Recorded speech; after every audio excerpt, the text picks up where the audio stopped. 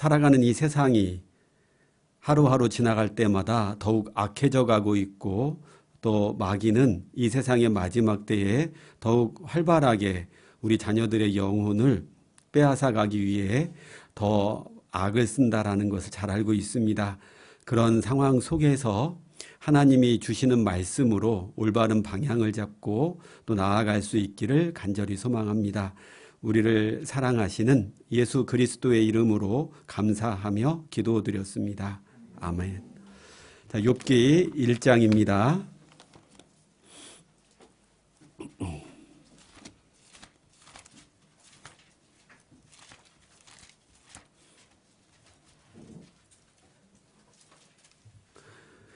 욥기 1장 1절부터 5절까지 같이 한번 읽도록 하겠습니다. 우스 땅에 욥이라 이름하는 사람이 있었는데 그 사람은 순전하고 정직하여 하나님을 경외하며 악에서 떠난 자더라. 그 소생은 남자가 7이요 여자가 3이며 그 소유물은 양이 7,000이요 약대가 3,000이요 소가 500결이요 암나기가 500이며 종도 많이 있었으니 이 사람은 동방 사람 중에 가장 큰 자라. 그 아들들이 자기 생일이면 각각 자기의 집에서 잔치를 베풀고 그 누이 셋도 청하여 함께 먹고 마시므로 그 잔칫날이 지나면 욥이 그들을 불러다가 성결케 하되 아침에 일어나서 그들의 명수대로 번제를 드렸으니 이는 욥이 말하기를 혹시 내 아들들이 죄를 범하여 마음으로 하나님을 배반하였을까 함이라. 욥의 행사가 항상 이러하였더라. 칠판 한번 잠깐 볼게요.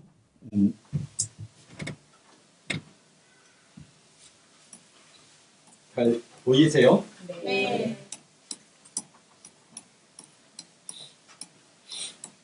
학부모 교재니까 학부모 교재와 관련해서 이 사람들의 공통점이 뭘까요? 부모? 이 사람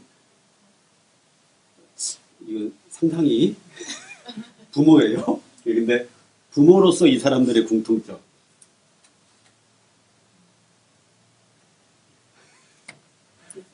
또 써볼게요.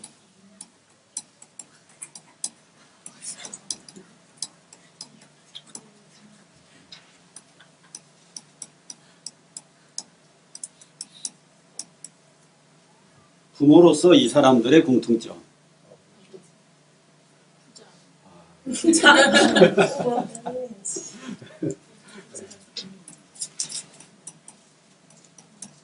아하스는 히스기야 왕의 아버지예요. 아몬은 요시야 왕의 아버지였고요. 그 다음에 요나단의 아버지 사울 왕. 부모로서 공통점이 뭘까요? 자, 한번 이제 가볼게요. 일단 아브라함, 이삭, 욥은 알 것 같아요. 부모의 신앙도 좋았고 자녀들의 신앙도 좋았어요. 자, 그러면 이제 위에 한번 가보겠습니다. 엘리 대제사장, 다윗 왕, 엘가나. 네. 부모의 신앙은 너무 좋았어요. 근데 자녀의 신앙은요? 네. 그러지 못했다라는 거죠. 그럼 이제 밑에 있는 사람들. 아하스, 히스기야 왕의 아버지예요. 히스기야는 믿음의 사람이었죠. 아몬은 요시야. 이 아하스가 한 일이 뭐냐면 성전을 닫아버렸어요. 그리고 자기 아들을 우상의 제물로 산채로 들여버려요. 아몬은 요시야 왕의 아버지거든요. 이 아몬의 아버지가 누구냐면 므낫세예요. 그러니까 아버지 므낫세가 한 행위를 그대로 본받아서 아몬도 우상숭배 어마어마하게 합니다. 근데 그 아들 요시야는 성전을 다시 성전을 보수하는 속에서 하나님 말씀을 찾아서 종교개혁을 일으키게 돼요. 그러니까 사울왕의 아들이 누구죠? 요나단. 요나단은 믿음의 사람이었어요. 그래서 이 다윗을 딱 보니까, 야, 이 다윗은 하나님이 기름 부은 사람이 맞구나. 원래 옛날로 치면 아버지가 왕이면 아들이 왕을 물려받는 게 당연한 순서라고 생각하겠지만, 요나단은 믿음의 사람, 하나님이 기름 부은 사람이 왕이 되어야 된다라는 걸 알고 다윗을 시기 질투하죠. 그러니까 이 사람들의 공통점은 부모는 별로 신앙이 좋진 않았어요. 그런데 자녀들은 신앙이 좋았다라는 거죠. 뭘 말씀드리려고 하냐면 부모의 신앙이 자녀들에게 영향을 주는 건 맞아요. 그런데 부모의 신앙이 자녀의 신앙이 되는 것은 아닐 수도 있다라는 거예요. 그러니까 부모가 하나님을 잘 믿었는데 자녀는 안 그럴 수도 있는 거예요. 부모가 하나님을 잘 안 믿었는데 자녀는 하나님을 또 잘 믿을 수 있는 거예요. 부모도 잘 믿고 자녀도 잘 믿을 수 있다라는 거예요. 그러니까 우리가 부모 입장에서 자녀에게 부모의 신앙이 영향을 주는 건 분명합니다. 근데 그게 꼭 절대적이지는 않기 때문에 자녀의 신앙에 있어서 우리는 부모 입장에서 보면 항상 좀 신경을 쓰고 하나님 앞에 기도하는 것을 멈추지 않아야 된다라는 거죠. 자, 이 욥기를 찾았는데 욥 1장 1절이에요. 욥기 1장 1절. 우스 땅에 욥이라 이름하는 사람이 있었는데 그 사람은 순전하고 정직하여 하나님을 경외하며 악에서 떠난 자더라. 하나님을 정말 경외하는 사람이었고 자식이 10명이나 있었고 재산도 많았습니다. 생일날이 되면 형제간들이, 그러니까 자식들이 형제간들을 불러서 생일잔치까지 같이 하는 정도예요. 그러니까 부모 입장에서 자식들이 우애 있게 지낸다라는 것은 정말 큰 기쁨이잖아요. 그러니까 욥의 자녀들도 그런 거예요. 그러니까 가정교육을 되게 잘 받은 자녀라고 할 수 있겠죠. 근데 욥의 관심사는 뭐였냐면 5절입니다. 그 잔칫날이 지나면 욥이 그들을 불러다가 성결케 하되 아침에 일어나서 그들의 명수대로 번제를 드렸으니 이는 욥이 말하기를 혹시 내 아들들이 죄를 범하여 마음으로 하나님을 배반하였을까 함이라. 욥의 행사가 항상 이러하였더라. 잔칫날 기분 좋으니까 먹고 마시다가 거기에 취해버려가지고 하나님 앞에 죄를 지을 수도 있으니까 이 욥은 생일잔치가 끝나면 그 다음날 아침이라고 했지만 새벽이에요. 새벽에 자식들을 깨워가지고 하나님 앞에 번제를 드린 거예요.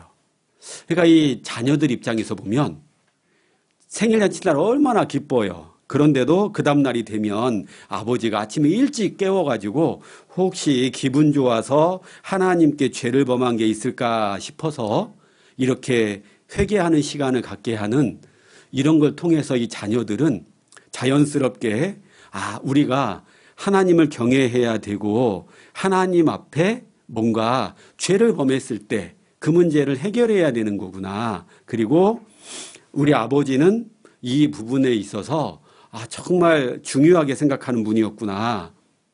그러니까 이 자녀들이 자연스럽게 믿음의 사람이 돼버렸죠. 어떻게 알 수 있냐면 욥이 모든 걸 다 잃었고 나중에 욥기 42장 가서 모든 걸 다 하나님이 회복시켜 주시잖아요. 짐승들도 2배. 마누라도 2배가 아니었어요.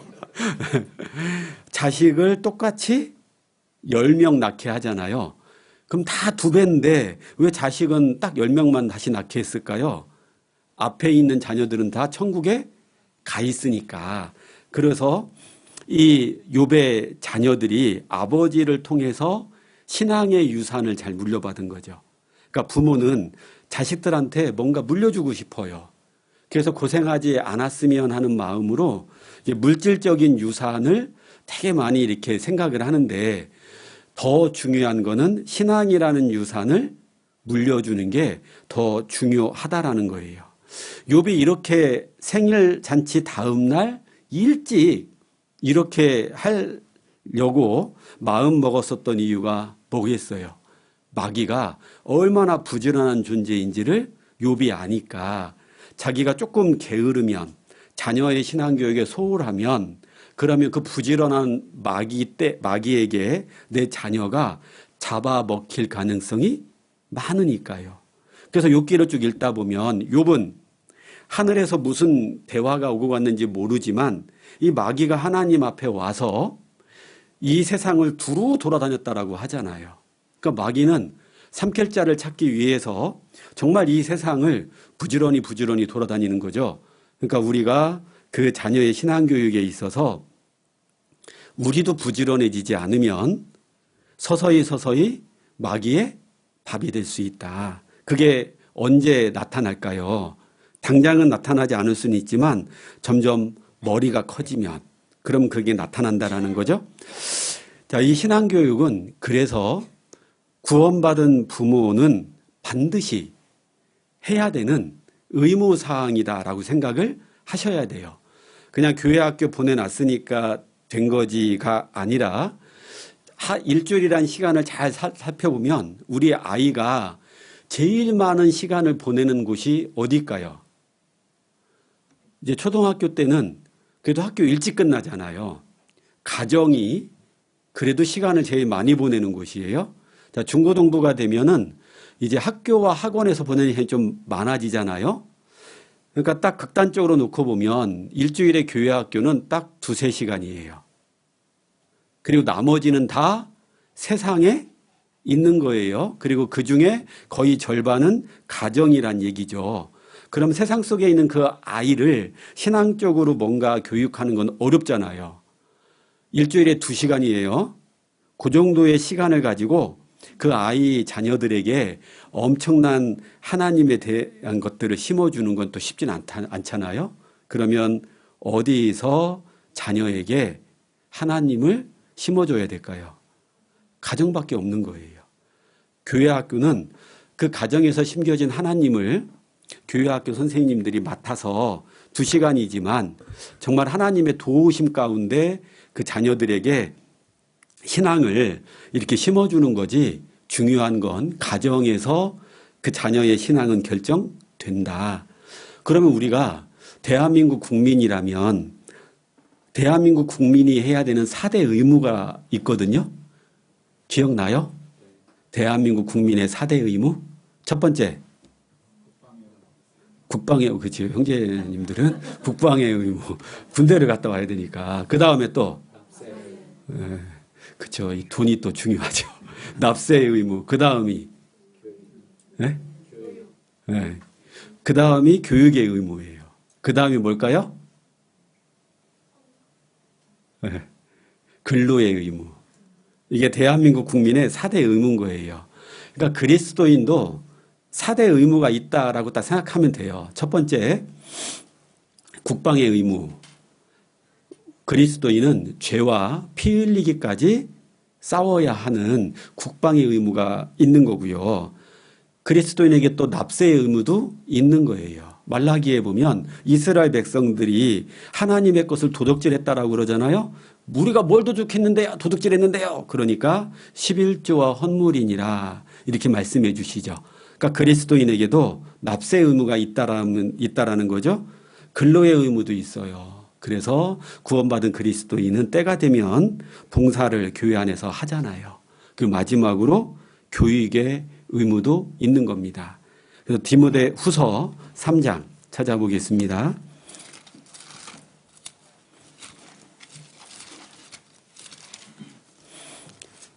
디모데 후서 3장 16절입니다.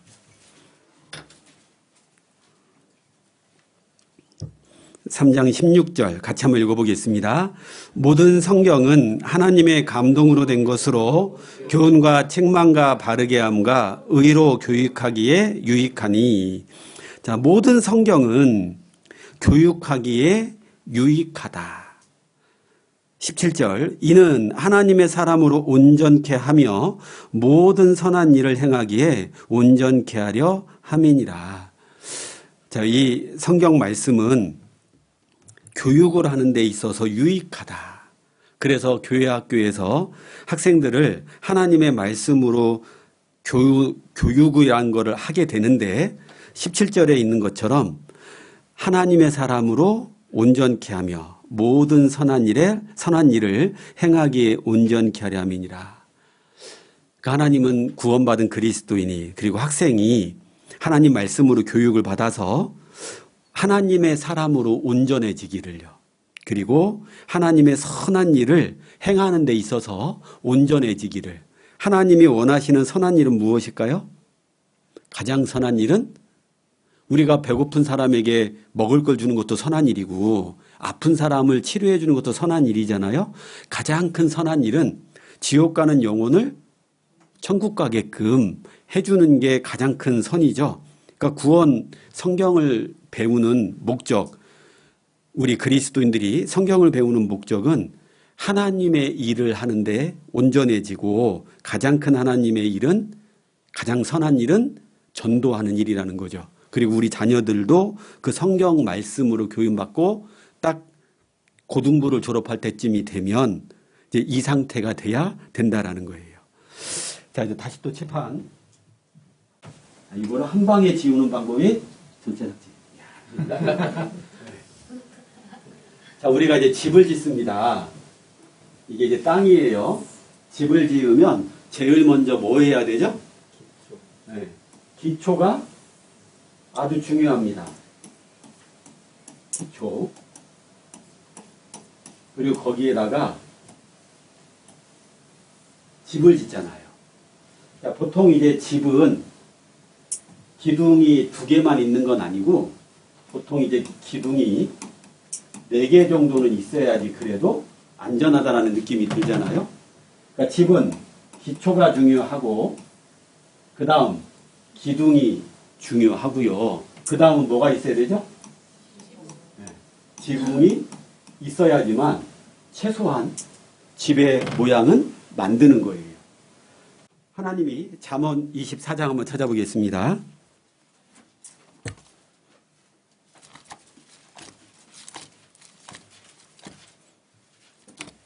잠언 24장 3절입니다. 집은 지혜로 말미암아 건축되고 명철로 말미암아 견고히 되며 또 방들은 지식으로 말미암아 각종 귀하고 아름다운 보배로 채우게 되느니라. 이제 집을 지어가는 과정을 통해서 신앙을 세워 어떻게 지어가야 되는지를 말씀해주고 있습니다. 자, 우리의 가정을 건축이라는 과정을 통해서 하나님이 말씀해 주셨으니까 자, 우리도 자녀 교육과 관련해서 우리 가정이라는 집을 건축해 나가는데 기초가 중요하고 기둥이 있어야 되고 마지막으로 지붕이 있어야 된다라는 것으로 한번 말씀을 드려볼게요.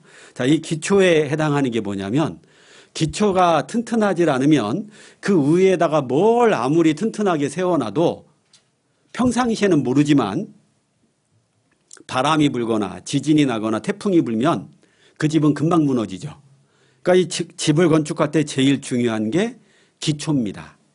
마찬가지로 우리가 자녀 교육, 신앙 교육, 가정, 자, 이런 것에 있을 때 기초에 해당하는 게 뭐냐면 자녀를 바라보는 시각, 이게 올바른 방향을 딱 갖고 있어야 된다는 거예요.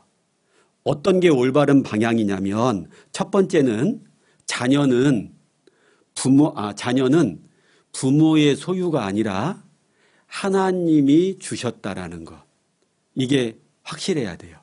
근데 어떤 부모들은 자기가 이루지 못한 꿈을 자녀를 통해서 이루려고 하더라는 거죠.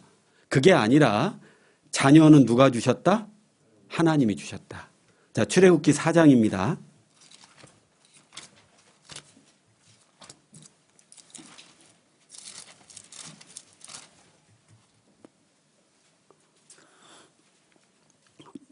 출애굽기 4장 11절. 여호와께서 그에게 이르시되 누가 사람의 입을 지었느뇨 누가 벙어리나 기머거리나 눈 밝은 자나 소경이 되게 하였느뇨. 같이 읽어볼까요? 나 여호와가 아니니요. 자, 이 세상에 벙어리나 기머거리로 태어난 사람도 있잖아요. 그 사람을 만드신 분이 누구라고요? 하나님. 그러면 우리 자녀들 중에 지지리도 말 안 듣는 애들이 있죠. 아, 공감을 안 하시네. 다 애들이 말을 잘 듣나 봐요. 자녀들 중에 유독 이게 좀 심란한 애가 있어요. 또 자녀들 중에 부모 말 잘 듣는 애들도 있지만 정말 말 안 듣는 애들도 있거든요. 막 창에다 창밖으로 집어 던지고 싶은 애들 있잖아요. 이제 5살, 6살 되면은 말 안 듣기 시작하는데, 아, 내가 이러려고 이것을 낳았나 뭐 이런 거 있잖아요. 근데 그런 모든 자녀들, 말썽꾸러기든지 또는 장애가 있든지 다 지으신 분이 누구다? 하나님이라는 거예요. 그런데 이 자녀가 하나님이 주셨다라는 걸 생각하지 않으면 자꾸만 부모의 욕심, 부모의 생각으로 키우려고 한다라는 거죠. 그러니까 하나님이 주셨다라는 게 가장 분명해야 돼요. 그러면 부모가 자기 마음대로 자녀를 키우는 게 아니라 내 자녀를 만드신 분이 하나님이니 내 자녀에 대해서 가장 잘 알고 계신 분이 하나님. 그러니까 하나님의 뜻대로 키우는 게 이 자녀가 가장 행복할 수 있는 길이라는 거예요. 감사하게도 우리 대한예수교 침례회 교회학교는 자녀가 이렇게 성장할 때마다 그 교회학교에 교육 목표라는 게 있는데 이건 생각해보면 생각해볼수록 하나님이 참 우리 교회에 주신 기가 막힌 지혜인 것 같아요. 유치부 자녀를 두신 부모님은 우리 교회학교의 유치부 교육 목표가 무엇일까? 무엇일까? 초등학교 입학 전에요. 유치부의 나이는 초등학교 2학년까지 정도를 봐요. 초등학교 한 2학년까지의 자녀를 둔 부모는 교회학교 교육 목표가 유치부의 교육 목표는 생명의 원천이 하나님께 있게 함을 알게 하는 거예요. 그러니까 초등학교 한 2학년까지 애들한테 너 구원 받았어 안 받았어? 이거 가지고 문제 삼지 말라라는 거예요. 하나님이 창조주시고 하나님이 우리를 만드셨고 하나님이 이 세상의 주인이시다. 그게 확실하게 박히는 것, 그게 유치부의 교육 목표예요. 자, 그 다음이 이제 초등부죠. 3학년부터 6학년까지. 초등부에 들어가게 되면 보통 이제 선악의 구분을 하기 시작하잖아요. 그러니까 초등부의 교회학교 교육 목표는 구원받게 하는 게 초등부의 교회학교 교육 목표예요. 그 다음에 중등부에 올라가요. 이제 구원받았으니까 이 아이가 구원받은 사람답게 살아야 되죠. 그래서 하나님의 사람으로 온전케 하는 게 중등부의 교육 목표예요. 그러니까 혼자서 성경 좀 읽을 수 있어야 되고 기도할 수 있는 사람이 돼야 된다는 거예요. 그럼 고등부의 교육 목표는 뭘까요? 고등학교까지 교회학교를 딱 졸업했으면 하나님의 선한 일에 봉사할 수 있는, 그래서 고등학교 졸업하고 나면 아, 나도 하나님의 일을 좀 해야 되겠구나. 이게 이제 우리 교회의 연령대별 교회학교 교육 목표예요. 그러니까 교회학교 선생님도 이런 방향으로 잡아서 가는 거고, 그러니까 부모님들도 같은 보조를 맞춰서 가야 된다라는 거죠. 자, 기초에 해당하는 것 첫 번째가 뭐라고요? 자녀는 누가 주셨다? 이게 하나님을 나타내는 기호예요. 하나님이 주셨다. 자, 두 번째, 기초에 해당되는 게 뭐냐면, 우리가 다른 교육은 다 조기 교육 시키는데, 신앙교육은 어리면 어릴수록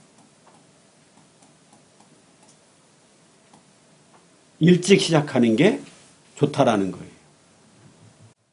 우리 이제 뱃속에 있는 아기가 생명이에요? 생명이 아니에요? 생명이잖아요. 그래서 이 뱃속에 있는 아기가 자기 의지라는 게 있잖아요. 그래서 뱃속에서 있을 때 엄마 아빠가 기분이 좋으면 자기도 좋아하고요. 엄마 아빠가 막 스트레스 받고 힘들어하면 개 중에 어떤 애는 스스로 탯줄로 자기 목을 감고 태어나 버려요. 의지가 있는 거거든요. 그래서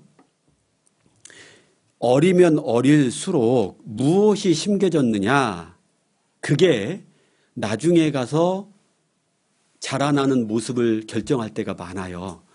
우리 이렇게 분재, 그 나무를 가지고 분재를 만드는데 분재는 엄청 비쌉니다. 이 분재는 어렸을 때 가지를 모양을 꺾어요? 큰 놈을 갖고 꺾어요? 네. 큰 놈은 이미 다 커버려서 그때 뭐 모양 내려고 하면 부러져요. 어렸을 때 이런 모양으로 만들겠다 생각 갖고 철사 같은 걸로 막 감아 놓잖아요. 마귀도 어린 아이에게 마귀도 하나님을 떠나게 하려고 엄청 노력해요. 그래서 모세가 태어날 때쯤에 그 바로 왕이 어린아이가 태어나면 다 남자아이가 되면 다 죽이라고 하잖아요. 하나님의 역사를 방해하려고 하는 거죠. 예수님이 태어났을 때에도 2살 이하는 헤롯 왕이 다 죽여라 얘기를 하잖아요. 마귀는 어린 영혼을 공격하면 쉽게 넘어오고 그게 오랜 시간 지속되니까 어린 영혼에 대한 공격이 많아요. 그러면 그리스도인 부모도 자녀의 신앙교육은 언제부터 해야 된다고요? 어렸을 때부터. 자, 고린도전서 9장 찾아볼게요.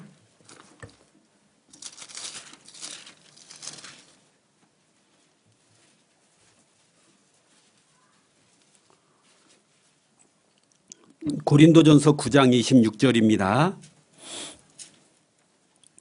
그러므로 내가 다름질하기를 향방 없는 것 같이 아니하고 싸우기를 허공을 치는 것 같이 아니하여.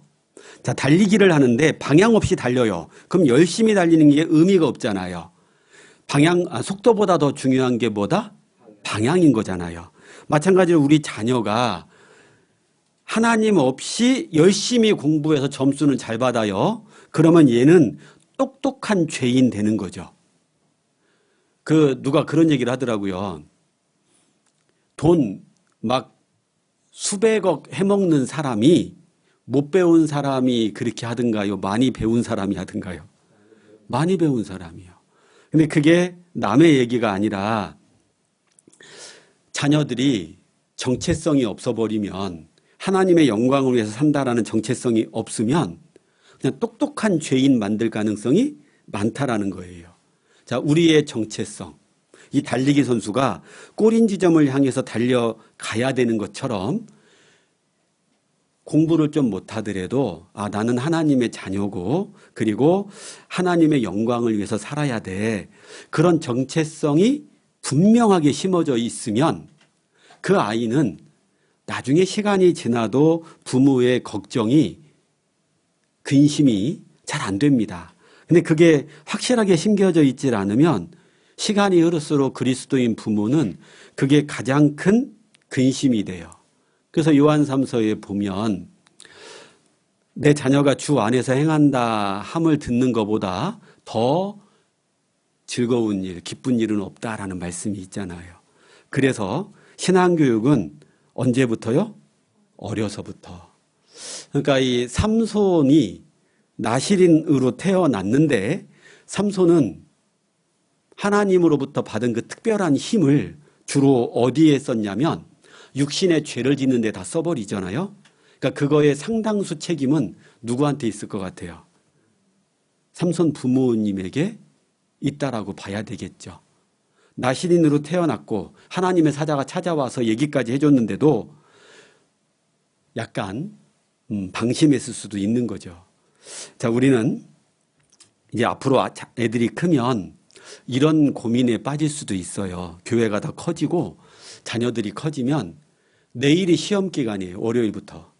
그러면 주일날 오늘 애들이 교회 학교를 와야 될까요? 안 와야 될까요? 네? 어떻게 해야 돼요? 내일이 시험인데 근데 얘가 이번 기말고사 예를 들면 기말고사인데 요것까지 잘 받아버리면은 1등급이에요. 학교장 추천받아가지고 스카이를 갈 수 있을 것 같아요. 내일이 시험이에요. 오늘이 주일입니다. 와야 돼요, 안 와야 돼요? 대답이 이러지 말고. 그러니까 이게 부모가 확실해야 된다라는 거예요. 어떤 일이 있어도 너 교회 학교 가야 돼. 그런데 이제 그게 확실하지가 않아요. 그리고 이제 마음속에 타협을 할 수 있잖아요. 1등급 받아서 스카이 가서 또는 의대 가서 의사가 돼가지고 그래서 나중에 형제자매들 도와주면 그러면 좋은 거 아니야? 네. 그런 생각을 할 수 있겠어요, 없겠어요? 실제로 그렇게 생각하셨던 분들이 종종 있었거든요. 그런데 시간이 지나고 그 아이가 그 학교에 입학했을 때 과연 신앙이 돌아올까요? 안 돌아올까요? 부모 생각대로, 부모 계획대로 잘 돌아오면 너무 좋겠지만 대다수 안 돌아오거든요. 자, 마태복음 10장.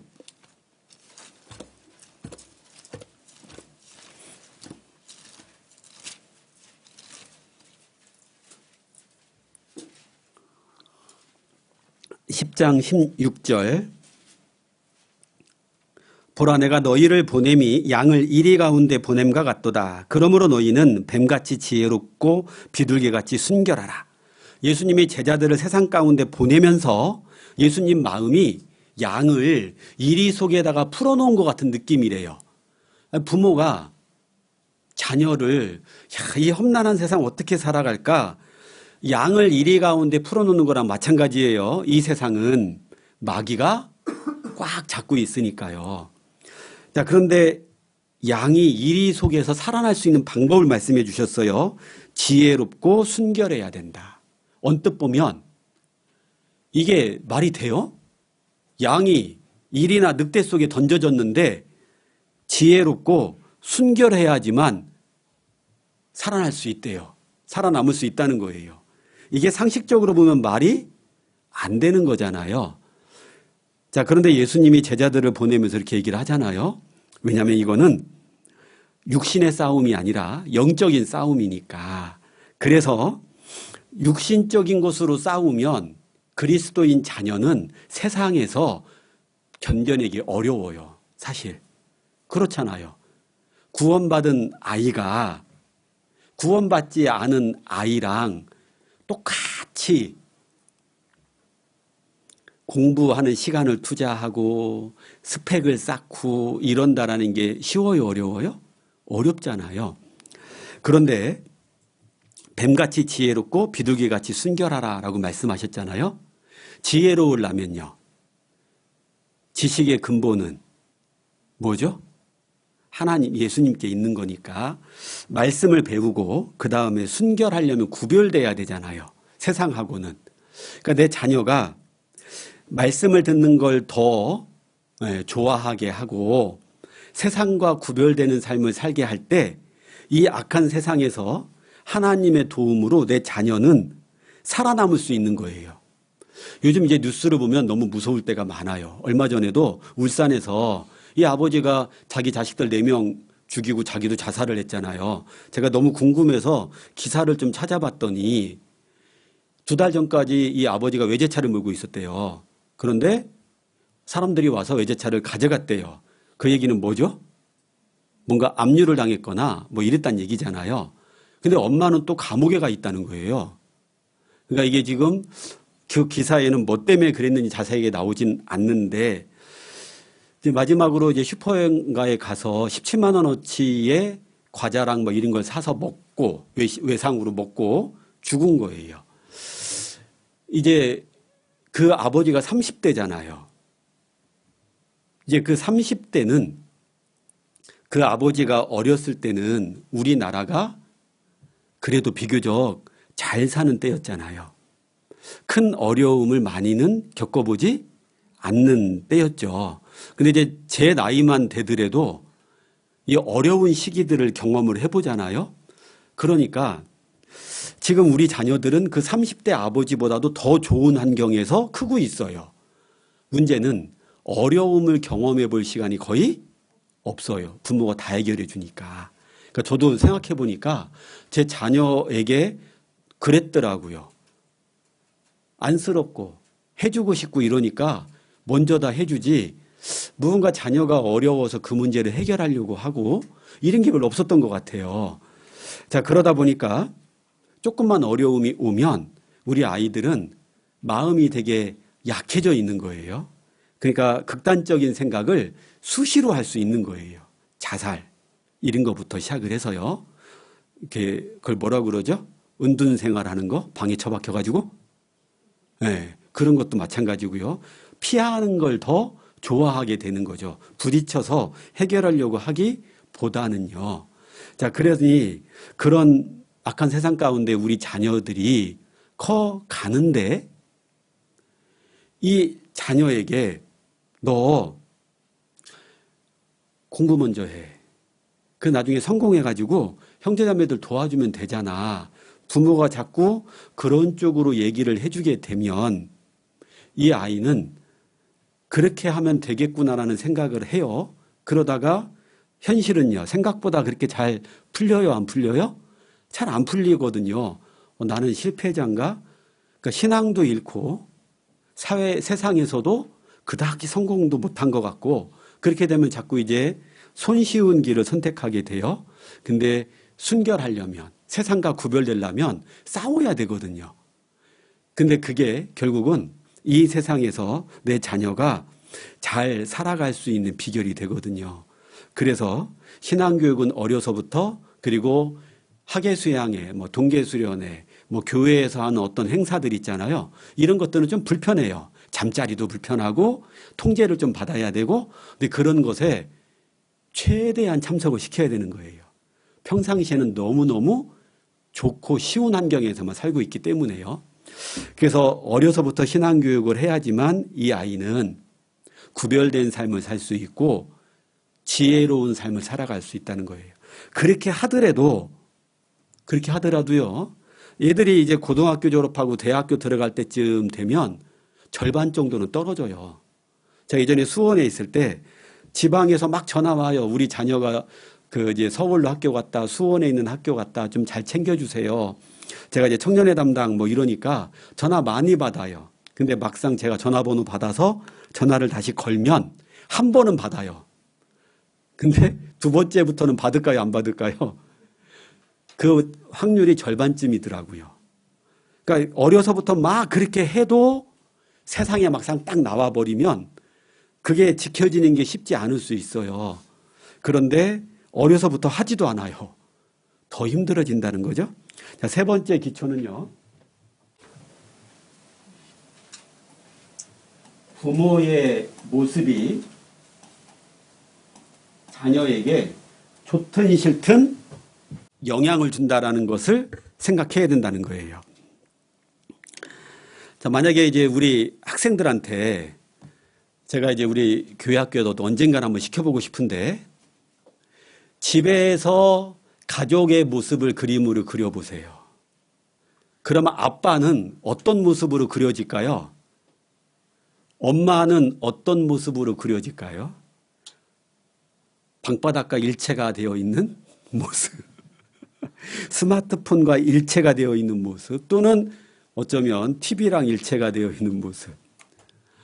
자, 이 자녀가 부모의 모습에 영향을 받게 되는데 우리 이제 예전에 엄마가 요리를 잘하면 딸도 요리를 잘할 가능성이 적어요, 많아요? 많아요. 왜냐하면 엄마가 맛있게 해준 걸 먹어봤기 때문에 자기가 요리할 때 그 맛을 내기 위해서 노력을 해보게 되거든요. 그런 것처럼요.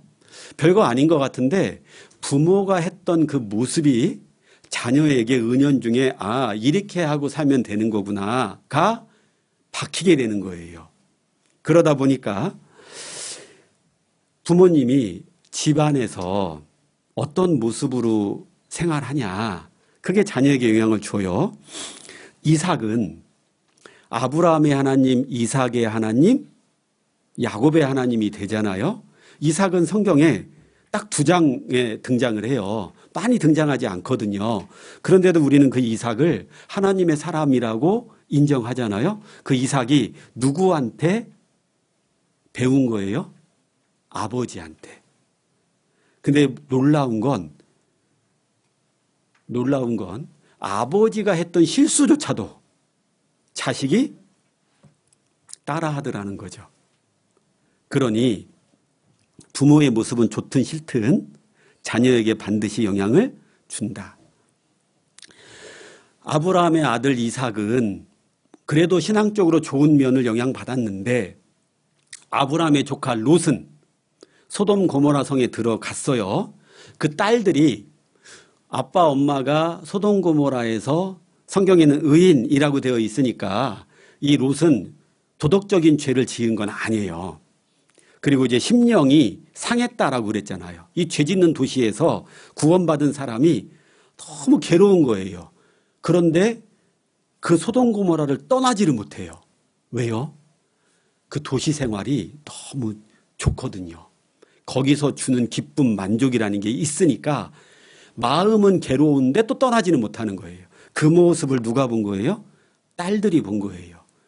신앙보다 돈, 편리한 생활, 육체의 쾌락 이런 것들이 더 부모님이 크게 여기고 있는 모습을 본 거예요. 그리고 사회 분위기가 성적으로 타락한 곳이다 보니까 두 개가 딱 합쳐지니까 차마 입에 담기도 어려운 일이 나중에 이 딸들이 서슴없이 행해버리잖아요. 그렇기 때문에 부모의 모습이 자녀에게 영향을 준다라는 걸 마음속에 딱 품고 있어야 돼요. 그래서 이제 기초를 항상 저 세 가지. 자녀는 내게 아니라 하나님이 주셨다. 그래서 하나님의 방법으로 키워야 된다. 두 번째, 신앙교육은 어릴 때일수록 시작해야 된다. 그래서 어떻게 하는 것이 어릴 때 자녀를 신앙교육할 수 있을까요? 이리 와. 무릎 꿇고 다 앉아. 자, 성경 펴. 읽어. 애가 그 시간 엄청 싫어할 겁니다. 그러겠죠? 그래서 어렸을 땐 애가 잠들기 전에 같이 아이 손을 잡고 기도하는 거예요. 같이 소리 내어서 기도해 주세요. 그럼 자녀가 기도하는 모습을 배우고 그리고 부모님이 나를 위해서 이렇게 마음 쓰고 있다라는 것도 배우게 돼요. 또 이제 우리 형제님들은 바쁘잖아요. 힘든 시간이 참 많아요. 자매님들은 직장 생활해도 또 다른 일을 할 수 있는데 형제님들은 그냥 구조상 직장에서 모든 걸 다 쏟아부어요. 그러니까 너무 힘들어요, 사실은. 직장 갔다가 들어오면. 그러니까 이게 하나님이 주신 남자와 여자의 차이점인 거예요. 남자는 하나에다가 모든 걸 쏟아요. 그러니까 직장 생활을 하고 들어오면 너무 힘든 거예요. 다 쏟아붓고 왔으니까. 근데 여자는요, 다양한 일을 다 할 수 있잖아요. 그러니까 그 하와가 에덴 동산에서 그 뱀하고 그렇게 많은 대화들을 하잖아요. 자기만 먹는 게 아니라 남편까지 꼬드겨가지고 먹이기까지 하잖아요.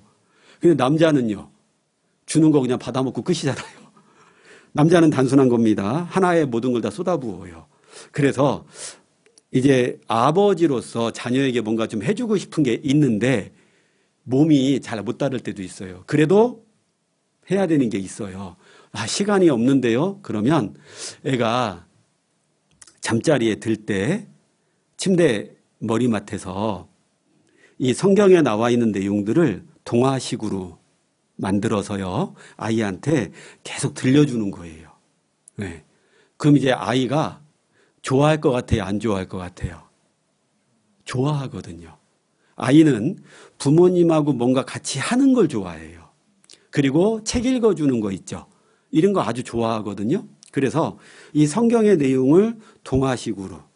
저는 제 딸한테 예전에는 제 자매가 도대체 자녀한테 하는 게 뭐가 있냐. 그래서 시켜가지고 이제 하기 시작했는데 나중에는 이제 얘한테 놓고 제가 해야 되는 설교를 연습하고 있어요, 이제. 애가 오케이 하면은 성도들이 다 이해할 수 있다는 뜻이잖아요. 그잖아요. 그래서 어떻게 하든 간에 아이한테 잠자리 들기 전에 하나님의 말씀이, 하나님이 그 아이가 눈 뜨고 있을 때 마지막으로 만나거나 듣는 존재. 그리고 잠잘 때와 일어났을 때 손잡고 같이 기도하는 것. 이 정도는 할 수 있잖아요. 자, 그리고 이제 두 번째, 기둥이에요. 자, 이 기둥은 이제 원칙이라고도 말할 수 있어요. 자녀를 키울 때 부모가 이랬다 저랬다 하면은 애들이 오늘은 이렇고 내일은 저렇고 그럼 이제 애들이 헷갈려요. 그럼 어떤 아이가 되냐면 눈치 보는 아이, 변명하는 아이, 그리고 거짓말이 점점 늘어요. 안 들키게끔. 원칙은 총 4가지입니다. 보통 기둥이 4개니까 집에. 첫 번째, 질서. 두 번째, 성실. 세 번째, 정직. 네 번째, 이성교제. 크게 4가지의 원칙을 잘만 심어주면 괜찮은 거예요. 첫 번째가 질서입니다. 위아래 개념이 분명해야 되는 거예요. 그래야지 그 아이가 커서 사회생활을 해도 위아래 개념이 없는 사람을 쓰는 사장은 없다 이거예요. 첫 번째 위아래 개념. 자, 그러면 부모들 입장에서 위아래 개념이에요. 그러면 오늘 주일 말씀에도 잠깐 나왔지만 가정 안에 질서가 있죠. 아내가 있고 아내의 머리는 누구예요? 남편이죠. 그 남편의 머리는 누구죠? 예수 그리스도, 하나님. 자, 그러니 자녀에게 질서를 딱 교육시켜 주시는 제일 좋은 방법은 아내는 남편을 세워주는 겁니다. 남편의 욕을 하고 흉을 보고 애들 보는 앞에서 구박하고 이런 거 하면 안 된다는 거예요. 세워주는 거예요. 시부모님을 잘 섬겨요. 그러면 아들은 나는 가정에서 이렇게 세움 받아지는 사람이구나. 그리고 내가 그런 존재니까 내가 이 가정에서 머리 역할을 잘 할 수 있어야 되겠구나. 반대로 아내가 남편을 깎아내리고 험담하고 지적질을 하고 이러면 어떻게 될까요? 김창욱 씨가 이렇게 얘기하던데 곧 새엄마가 생길 징조라고. 근데 우리는 그리스도인이니까 그러진 않잖아요. 네. 그러면 이 아이는 위아래 질서에 대한 개념이 없으니까 궁극적으로는 하나님하고의 관계, 교회 안에서도의 이런 질서, 이게 다 무너지는 거예요. 그래서 가정에서 질서, 위아래 개념, 마귀도 자기의 위치를 딱 벗어났잖아요. 질서가 무너지니까 천사였지만 마귀가 됐잖아요. 그러니까 우리가 마음에 안 들어도 이게 질서고 위치상의 문제인 거예요. 우리 형제는 도저히 내가 순종할 만한 사람이 아니라고. 밴댕이 저 소갈딱지 같은 그래 해도 위치가 하나님이 세워주신 위치가 그 가정에서 나의 아내의 머리이니까 그 위치 때문에 순종하는 모습, 그게 교회 가정 안에서 질서를 세워가게 되는 거고, 그게 확대되면 교회에서의 질서가 세워지는 거고 사회에서도 나가서도 자녀는 그렇게 되는 거예요. 두 번째로는 성실이라고 그랬죠. 찾지는 않을게요. 나중에 시편 37편 3절에 보면 성실로 식물을 삼으라. 근데 그 말씀을 해주신 배경이 뭐냐면 하나님이 나는 너희들에게 성실했다는 거예요. 우리가 살아가는 데 필요한 모든 것을 다 주시잖아요. 그래서 자녀들에게 최고가 될 것을 요구하면 안 되고요. 최고는 아니어도 돼. 그런데 네가 해야 할 일에 있어서 최선을 다하는 건 필요해. 그러니까 결과를 가지고 애들을 혼내키거나 이러면 안 되고요. 이 아이가 최선을 다했냐 안 했느냐 그거를 가지고 아이한테 칭찬을 해주거나 때로는 따끔하게 혼내키는 게 필요하다는 거예요. 사울이 이스라엘의 초대왕이 될 수 있었던 것도 성실했으니까요. 아버지의 잃어버린 짐승을 찾으러 3일을 돌아다녔고 그래도 못 찾으니까 우리 같으면 그 정도면 할 만큼 했잖아요. 근데 그걸로 끝내질 않고 사무엘을 찾아가잖아요. 그러니까 이 성실이 왕이 될 수 있는 길을 만들었잖아요. 그 자녀가 꼭 최고는 안 되더라도 그래도 얘가 주어진 것에 대해서 최선을 다하려고 하는 태도, 그거를 가질 수 있도록이요. 그러니까 공부 못하는 게 죄가 아니잖아요. 근데 얘가 불성실한 거는 죄인 거예요. 부자가, 그러니까 가난한 거는 죄가 아니잖아요. 근데 본인이 게을러서 그러면 그거는 죄가 된다라는 거예요. 머리 나쁜 게 죄는 아니잖아요. 그렇지 않아요? 네. 근데 얘가 열심히 하지 않는 건 그거는 죄인 거예요. 그래서 자녀들에게 나는 네가 좋은 점수, 어떤 결과가 좋은 거, 물론 그러면 좋겠지만 그거보다 더 중요한 게 준비 과정 속에서 네가 정말 최선을 다하면 엄마 아빠는 그게 더 기뻐. 그런 걸 자꾸 심어 주셔야 돼요. 세 번째가 정직이죠. 우리가 잘 생각해 보시면 구원받은 것도 정직해서 구원받은 거예요. 자기가 죄인이란 걸 인정했잖아요. 정직한 겁니다. 그래서 구원받을 수 있었던 거예요. 그러니까 자녀에게도 정직, 그러니까 잘못한 게 있을 때 부모에게만큼은 솔직하게 얘기해라. 그게 훈련이 돼야 돼요. 부모에게만큼은 솔직해라. 정직해라. 성경을 읽다 보면 열왕기상하, 역대상하 뭐 이런 거 보면 그 왕들을 비교할 때 누구랑 비교를 하냐면 가장 악한 왕 아합하고, 그러니까 못된 왕들은 아합하고 비교하고요. 그 다음에 선한 왕들은 다윗하고 비교하는데 이 다윗과 같아서 이런 표현들이 계속 나와요. 근데 직간접적으로 다윗의 정직함을 기록한 성경 구절이 800구절이나 돼요. 그러니까 하나님은 누구를 기뻐하는 거냐면 정직한 거예요. 정직. 그래서 부모님 앞에서 정직할 수 있도록. 그럼 정직하게 딱 고백을 하면 부모 입장에서 어떻게 받아줘야 될까요? 네, 너 그럴 줄 알았어, 너. 네가 하는 게 그렇지 뭐. 이래야 돼요? 아니면 정직하게 말해준 것에 대해서 일단 고맙다. 이래야 될까요? 네. 그래서 이 정직하게 아이가 나올 때 막 혼내키려고 하지 말고요. 그렇게 나온 것에 대해서 고맙다고 얘기 꼭 해주시고, 그리고 그 아이의 잘잘못을 스스로 깨달을 수 있도록 설명을 좀 해줘야 돼요. 근데 이 부모는 설명을 잘 해줬다라고 생각을 하지만 부모는 감정이 앞설 때가 많거든요. 그래서 이 자녀는 충분한 설명을 들었다라는 생각을 못 해요. 네. 그래서 부모가 일단은 정직하게 고백한 것에 대해서는 고마워해야 돼요. 그럼 그 아이가 부모님이 내가 잘못했지만 정직하게 말하는 것에 대해서 이렇게 이걸 기뻐하시는구나. 자, 이사야 26장 한번 찾아볼게요.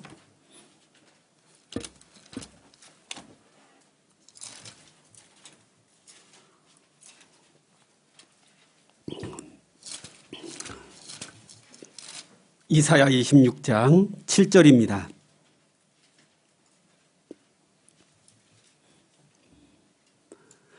같이 한번 읽어보겠습니다. 의인의 길은 정직함이여 정직하신 주께서 의인의 첩경을 평탄케 하시도다. 자녀를 키우다 보면 제일 많이 듣는 질문 중에 하나가 뭐냐면 구원받지 않는 아이에 비해서 구원받은 아이들은 절대적인 시간이라는 게 부족하잖아요. 걔네들은 공부하고 있을 때 우리 아이들은 말씀 들으러 와야 되고 뭐 이러다 보니까 절대적인 시간 자체는 부족하잖아요.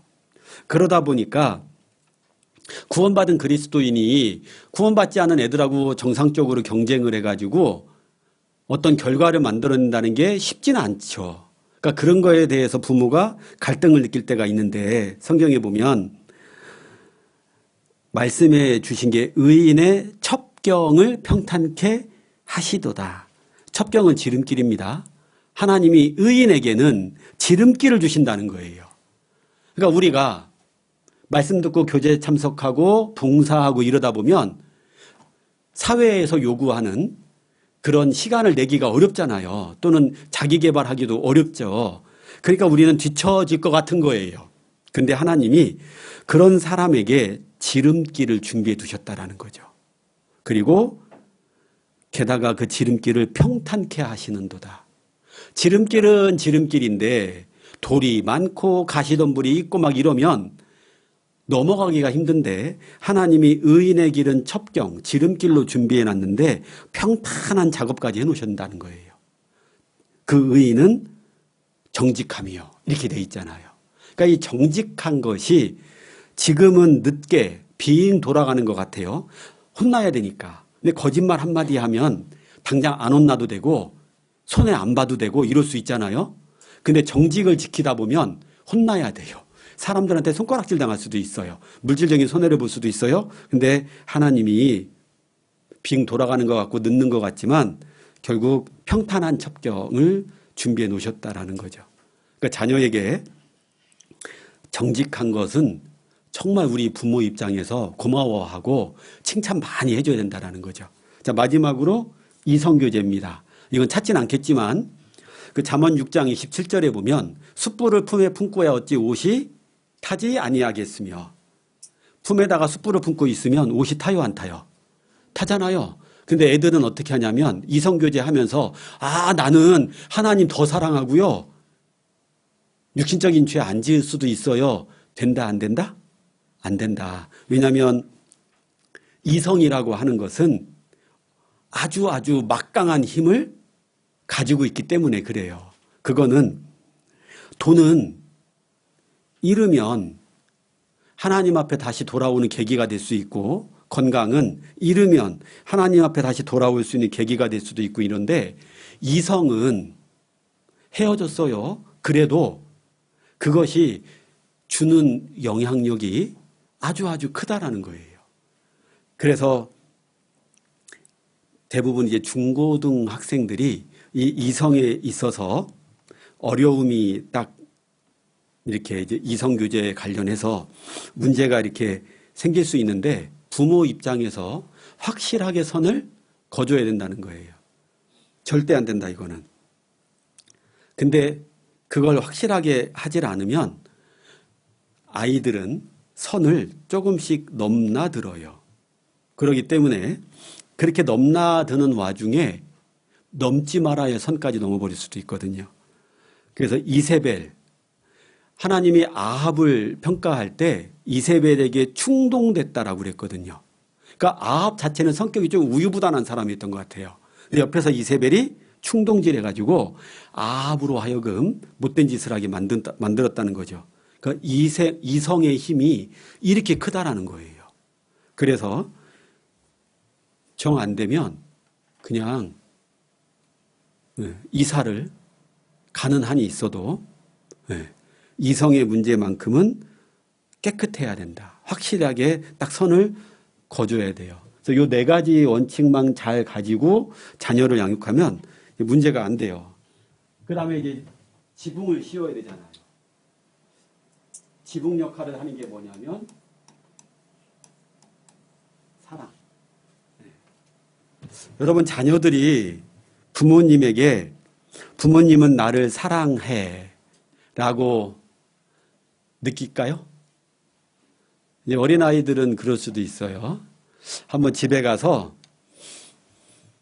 애들한테 이렇게 한번 얘기해 봐요. 누구야? 엄마가 사랑해? 아빠가 사랑해? 이렇게 얘기했을 때 애들이 어떻게 반응하는가? 왜요? 이렇게 이제 반응하기 시작하면 조건적인 사랑에 길들여지기 시작하는 거예요. 엄마 아빠가 내가 이거 뭘 잘했을 때 막 기뻐하고 사랑하고 막 이제 이런 거 점점 익숙해져 가고 있는 거죠. 사랑은 조건이 없는 거잖아요. 그래서 이 지붕 역할하는 게 사랑입니다. 집이 좀 현찮아도 지붕만 덮여 있으면 비바람이나 눈보라에서 조금 견딜 수 있잖아요. 돈이 없고 뭐 이런다 하더라도 부모님이 자녀에 대한 그 사랑에 대한 기억은 그 자녀가 나중에 우리 집은 왜 이렇게 돈이 없지? 부모님은 왜 이렇게 못 배웠어? 그런 게 있다 하더라도 받은 사랑이 그 자녀로 하여금 이 세상 살아갈 때 힘든 것도 이겨낼 수 있는 원동력이 되거든요. 자, 근데 참 놀라운 게 고린도전서 13장이 사랑장인데 사랑이 정의가 나오죠? 오래 참고로 쭉 가다가 제일 마지막이 뭐게요? 모든 것을 견디느니라. 결국 사랑은 어떤 모습으로 표현된다? 인내로 표현된다는 거죠. 자녀 키우다 보면 참아야 할 때가 참 많습니다. 그리고 어떤 건 요놈이 지금 거짓말하고 있는 게 보여요. 속이고 있는 게 보여요. 그럴 때도 있잖아요. 자, 우리는 자녀를 향한 부모의 사랑, 그게 그 자녀를 최소한 이 세상에서 눈보라치고 비바람치는 그런 험난한 세상에서 그 자녀를 지킬 수 있는 힘이다라는 걸 생각해야 돼요. 하나님도 결국 사랑이시잖아요. 그래서 이제 이 자녀를 정말 사랑하는데 사랑은 표현하지 않으면 알아요, 몰라요? 잘 모릅니다. 그래서 사랑은 좀 표현을 해야 되는데 정말 그 자녀를 부모가 사랑하고 있다라는 그런 모습들을 좀 보여주는 게 필요합니다. 어떨 때는 의도적으로 그렇게 해야 할 때도 있는 거예요. 어떤 자매님이 구원받지 않은 남편이 맨날 술 먹고 들어와가지고 막 그러니까 항상 싸운 거예요. 그러다 어느 날은 곰곰이 생각해 보니까 이게 바뀌질 않는다라는 거죠. 내가 잔소리하고 싸우고 뭐 그런다 한들 안 바뀌죠, 남편이. 그래서 어느 날 하루는 남편이 또 술 먹고 늦게 들어오는데 이 자매님이 술상을 봐준 거예요. 여보, 얼마나 힘들었냐고. 낮에 일하고 밤에 또 술까지 먹느라고 얼마나 힘들었냐고. 내가 정성껏 준비한 안주가 있는데 이거 먹으면서 힘든 거 나한테 얘기하라고. 그렇게 하고 이제 먹고 재웠어요. 그랬는데 그날따라 이 남편이 너무너무 전라도 사투리로 짠해 보이더라는 거예요. 불쌍해 보이더라는 거예요. 그래서 그 남편 손을 잡고 기도를 한 거예요. 그리고 이제 그 다음부터는 남편이 술을 먹고 오든지 그냥 오든지 잠든 다음에 이 자매님이 남편 손을 잡고 기도를 한 거예요. 근데 이제 남편이 화장실 가고 싶어가지고 깼는데 자매님이 기도를 하고 있잖아요. 그러니까 이제 깼는데 깼다라는 말은 못하고 도대체 뭐 하는 거지? 하고 이제 들은 거예요, 이렇게. 근데 이 자매님이, 그러니까 아내가 자기가 막 이렇게 하는데도 우리 기도하다 보면 원망이 나올 수는 없잖아요. 기도하다 보면 감사가 나오잖아요. 그리고 이제 이렇게 연민이라는 감정이 딱 느껴지고 이러니까 남편에 대한 기도를 하는데 남편에 대한 고마움, 남편에 대한 이런 마음들을 쭉 하나님께 기도하면서 꼭 구원받게 해달라고 같이 천국 가고 싶다고. 그러니까 이 남편이 자기가 생각해도 맨날 술 먹고 들어오고 이러는데 아내가 자기랑 같이 천국 가고 싶다라는 기도를 하고 있으니까 이 남편이 마음이 움직이기 시작을 한 거예요. 그래서 때로는 정말 자녀 때문에 부모가 얼마나 마음 아프고 또 얼마나 신경을 쓰고 있고 그런 모습들을 때로는 애가 집에 들어올 때쯤 무릎 꿇고 기도를 하신다든지 애가 잠든 다음에 좀 기도를 같이 손잡고 하나님께 한다든지요. 이 잔소리와 체벌은 사람의 속마음을 바꿀 수가 없는 거거든요. 오직 하나님만이 바꿔주실 수 있는 거거든요. 그리고 그 자녀를 사랑해야 되는데 아까 사랑이 인내라고 그랬잖아요. 근데 우리는 한계라는 게 있어요. 이게 막 무한정 인내할 수는 없거든요. 그래서 우리가 주님을 더 많이 사랑해야 돼요. 그래야지만 그 사랑의 힘이 결국 자녀를 사랑할 수 있는 힘으로 연결이 돼요. 근데 내 힘으로 사랑하려고 하면 우린 반드시 한계에 도달하게 된다는 거죠. 자, 그리고 이제 마지막으로 이 집을 지을 때요. 집을 지을 때 아무 때나 집 지으면 안 되고 공사에도 집을 짓는데도 때가 아주 중요합니다.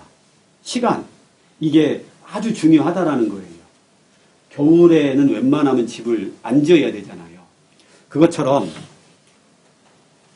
자녀가 남자아이냐 여자아이냐, 그러니까 아들이냐 딸이냐, 또는 이 아이가 몇 살이냐, 그거에 따라서 부모가 자녀를 대하는 태도가, 키우는 방식이 좀 달라야 된다는 거예요.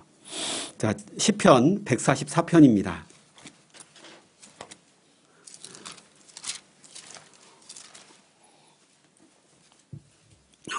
144편 12절입니다. 같이 한번 읽겠습니다. 우리 아들들은 어리다가, 144편 12절. 우리 아들들은 어리다가 장성한 나무 같으며 우리 딸들은 궁전의 식양대로 아름답게 다듬은 모퉁이 돌과 같으며. 아들은 어리다가 장성한 나무. 그러니까 나무는 어렸을 때 딱 심어 놓고 나면 그 다음부터는 특별한 일이 없는 한 똑바로 쭉 잘 크잖아요. 아들들의 특성이 좀 그렇다는 거예요. 어렸을 때 확실한 것만 딱 심어놔주면 아들들은, 남자는 속성이 특별한 일은 없는 한은 이제 그대로 쭉 잘 큰다는 거죠. 근데 딸들은 궁전의 식양, 왕이 사는 왕궁에 설계도대로 아름답게 다듬은 모퉁이 돌과 같으니, 이 모퉁이 돌이 그 궁전 한가운데 있는 돌이라는 거예요. 왕이 제일 많이 다니는. 그러니까 그 왕궁을 관리하는 신하 입장에서는 왕이 계속 다니는 이 모퉁이 돌을 신경 써야 돼요, 안 써야 돼요? 써야 돼요. 그래서 딸은 어렸을 때부터 신경을 쓰기 시작해야 되는데, 언제까지 신경 써야 된다? 죽을 때까지. 잘 봐봐요. 결혼해도 딸들이 신경 쓰여요. 그렇지 않아요? 자기가 죽을 나이 다 돼갔는데 딸 걱정하고 있어요. 근데 아들들 걱정은 잘 안 하거든요. 그래서 남자아이냐 여자아이냐에 따라서도요, 이게 좀 다르다라는 거예요. 그러니까 딸아이들은 막 이런 거 확실하게 막 교육하고 심어줬으니까 괜찮겠지가 아니라는 거예요. 계속 신경 써야 된다는 거예요. 계속. 근데 아들들은요, 정말 확실한 거 몇 가지만 따다닥 심어주면은 진짜 웬만한 일 없는 한은 그대로 커요. 잘 안 바뀌어요. 그래서 아들과 딸들의 속성이 다르고요. 그 다음에 공사에도 때가 있는 것처럼 이게 이제 때가 있다라는 말씀이 어디에 많이 나오죠? 모든 것에는 때가 있다. 어디? 전도서 3장.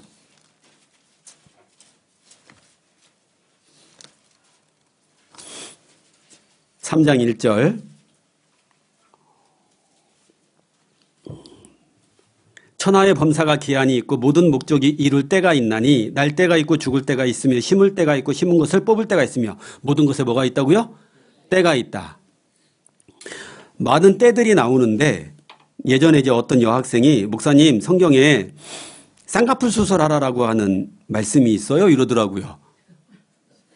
7절. 찢을 때가 있고 꿰맬 때가 있으며. 쌍꺼풀 수술하란 말이 아니잖아요. 자, 아무튼요, 때가 있기 때문에 자녀들도 성장하는 나이대에 맞춰서 생각해야 될 게 좀 있어요. 그래서 이제 그 교육학의 아버지라는 분이 뭐라고 인간의 발달 과정을 얘기를 했냐면, 유소하기, 그러니까 초등학교 때까지, 그 다음에 청소년기, 중학생부터 대학생, 청년기, 그 다음에 중년기, 노년기, 사람은 이런 단계를 거치게 된다. 근데 유소하기 때는, 그러니까 어린아이는 관심사가 다 밖에 있다는 거예요. 그러니까 얘네들 나이 때는 놀려야 된다는 거예요. 그래서 그때 열심히 놀았던 애들이 이제 중학교, 고등학교 올라가서 엉덩이 의자에 딱 붙이고 공부해야 될 때 그 체력이 되는 거예요. 근데 이제 어렸을 때 놀아야 되는 애들을, 밖에 나가서 돌아다녀야 되는 애들을 붙잡아 놓으니까 이제 중학교, 고등학교 됐을 때 얘네들이 이제 질리는 거죠. 그래서 관심사가 밖에 있고 더 센 힘 밑에 있을 때 안정감을 느낀다는 거예요. 그래서 하나님이 잠언 22장 찾을까요, 그냥? 잠언 22장 15절.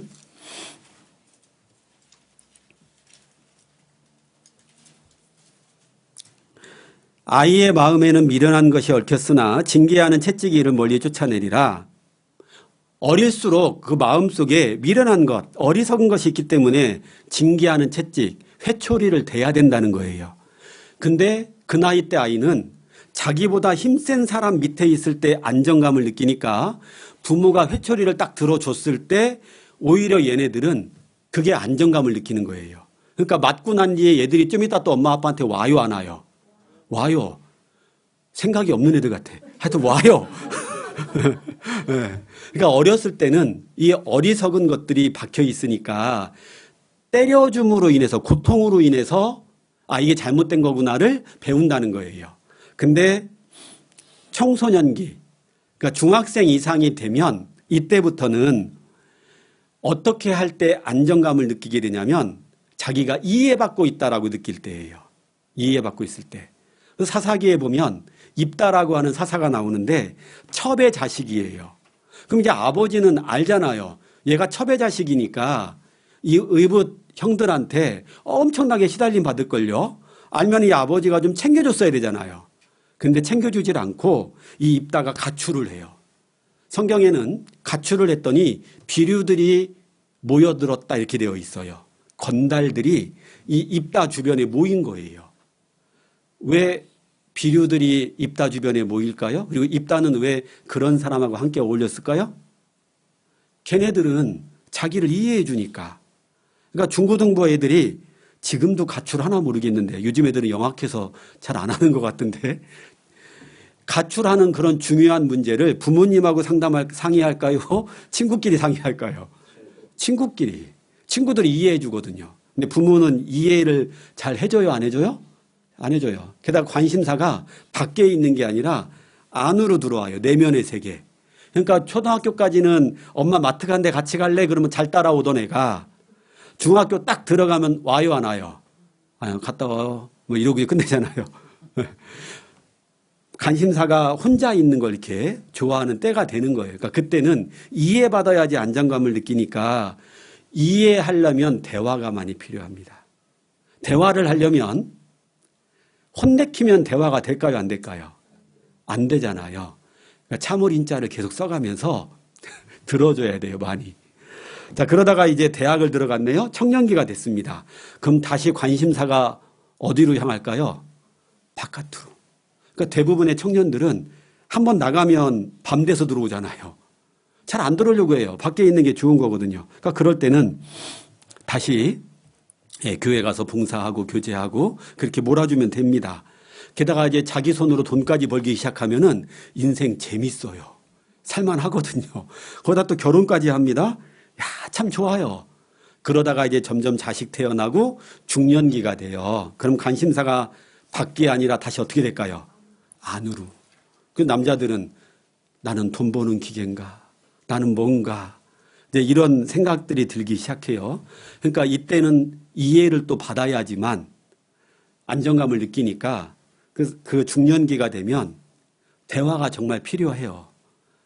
근데 이 대화를 남자들은 어디서 받으려고 할까요? 아내에게서. 아내는 어디서 받으려고 할까요? 남편이 아니라 다른 친구들이나 드라마나 이런 데서 받으려고 하죠. 그래서 이 중년기 때는 대화를 좀 많이 하는 게 필요해요. 그러니까 이제 아줌마들이 모이면 말 많이 하죠. 다 이유가 있는 거예요. 그러다가 이제 다시 노년기가 되면은 관심사가 다시 또 어떻게 될까요? 밖으로 향해요. 그러니까 이제 노인분들 어디 관광하러 가자고 그러면 힘들어 죽겠는데 하면서도 가요, 안 가요? 가요. 2-3시간 버스에서 막 춤추잖아요. 관광버스 춤. 가요. 관심사가 밖에 있으니까. 그래서 이제 교회 안에서도 은장의 어르신들을 정기적으로 어떻게 해야 될 것 같아요? 밖으로 해드려야 돼요. 그래서 춘계수양회, 추계수양회 이런 것도 힘들어 죽겠는데 하면서도 보내야 돼요. 가시라고 자꾸 권해야 돼요. 가면 신앙적으로도 유익하지만 정서적으로도 어르신들이 외롭다가 다시 회복이 되거든요. 그래서 이제 관심사가 밖에 있으니까 집에 이제 자식들이 찾아오고 손주들이 찾아오면 그것도 좋지만 관심사가 어디 있다? 밖에 있다. 그러니까 만약에 이제 부모님 댁에 방문하게 되면요. 가서 집에만 있으려고 하지 말고 모시고 어떻게 해야 된다? 밖으로 네, 나가는 게 더 이제 좋은 일인 거예요.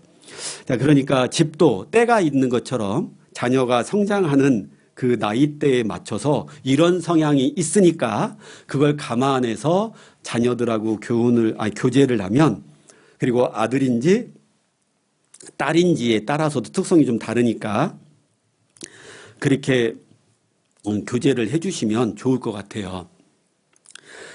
자, 이렇게 학부모 교육을 1년에 한두 번씩 받아도 그렇게 하고 싶어도 사실 어려운 거 알아요. 그래서 들은 말씀 중에 뭐 한 가지만이라도 좀 확실하게 하자. 그게 중요해요. 형제님들은 내 자녀를 위해서 뭘 하나 내가 할 수 있을까? 자매님들도 내가 뭘 하나 할 수 있을까? 이제 그런 생각을 꼭 해보시면 좋겠어요. 자, 말씀은 마치겠습니다.